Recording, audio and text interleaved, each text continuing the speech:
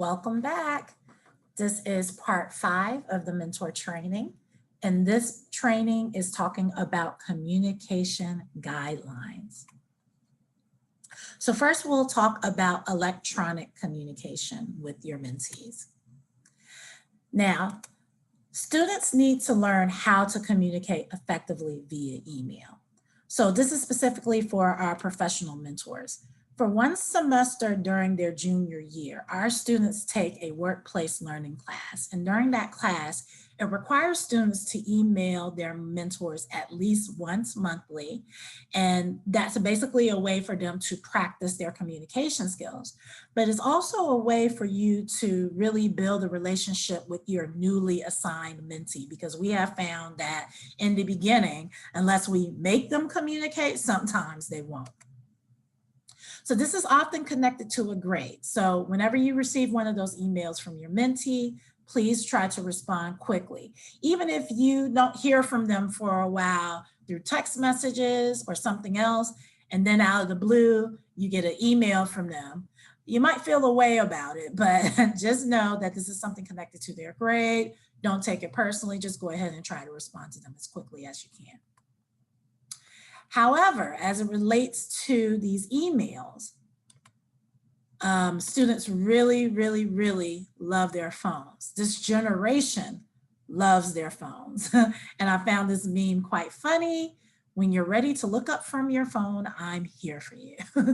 So, even though we typically aren't big texters, those of us who are elder to this millennial and zennial generation, you will have much greater response and connection if you are willing to text with your mentees. So when you exchange information, you'll get an email, you'll get a phone number.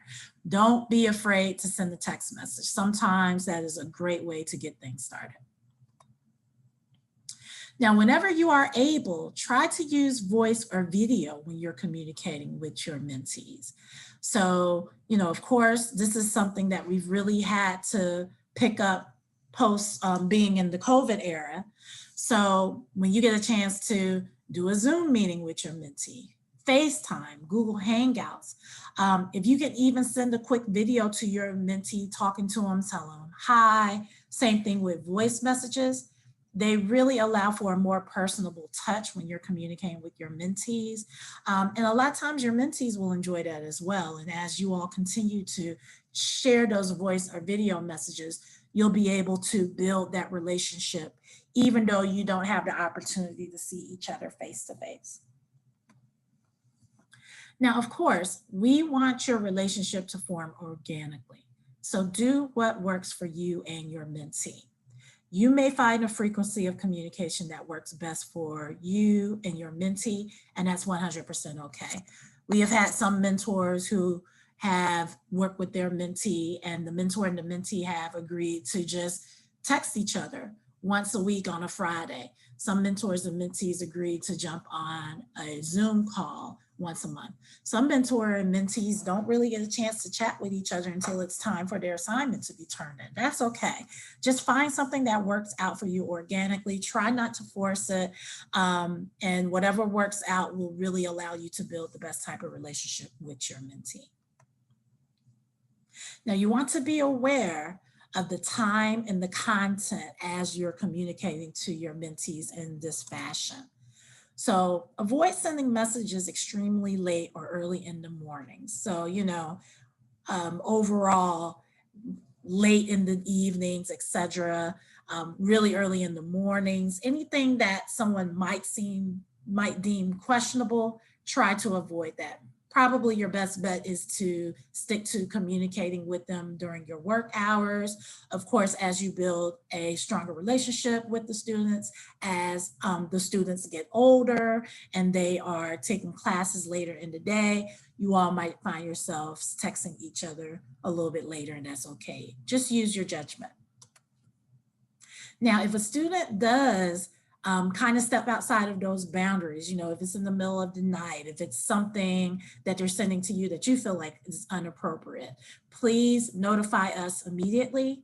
And, be fine with letting the student know if it's something that is inappropriate, you know, letting them know that, hey, you know, I can't text after a certain time, etc. I think it's really important for us to model appropriate boundaries when that need arises. Now, we really need you all to help us track communication. We have so many mentors, we have so many students, and it's very hard to identify if our mentors are participating or if the students are participating. And nothing is worse for us to just find out from a student that she hasn't heard from her mentor in months or almost a whole quarter, but we had no idea about it. So please make sure you are making an effort to participate and communicate with your mentee, even if your mentee is not being responsive. It might mean that you'll send a couple of text messages that go unnoticed, that go unanswered. That's okay. Just at least make sure that you're putting that effort forward. We have a mentor-mentee communication survey that we would really like you to do monthly.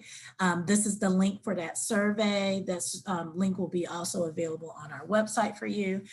Just go into that survey and you complete it monthly. It's very quick. It's like short, 1 to 2 minutes. And you just let us know whether you were able to communicate with your mentee or not. And we just really want to see if you are able to communicate. Now, if we don't see a survey from one of our mentors, our assumption is that, well, you haven't had a contact with your mentee or that you're just not participating at the time.